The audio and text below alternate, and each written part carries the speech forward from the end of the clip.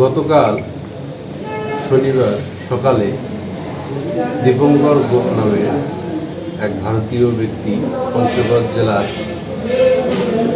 বিরাজত সীমান্তে অবৈধ অনুপ্রবেশ করে আটকেতে প্রবেশ করলে স্থানীয় জনতা কর্তৃক আটক হয়।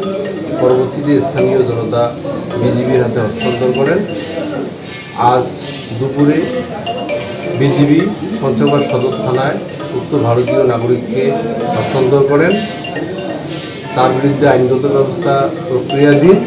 তার বাড়ি ভারতের জলপাইগুড়ি জেলার রাজগঞ্জ থানায় বলিয়া জানা যায়।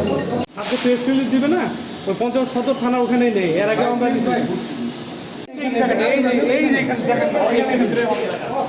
এইখানে নামেন নামেন নামেন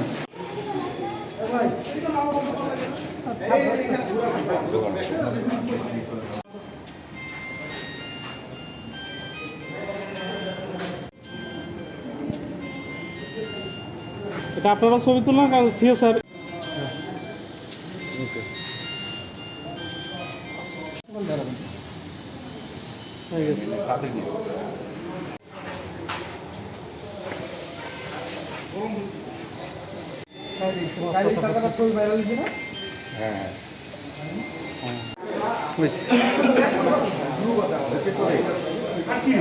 না না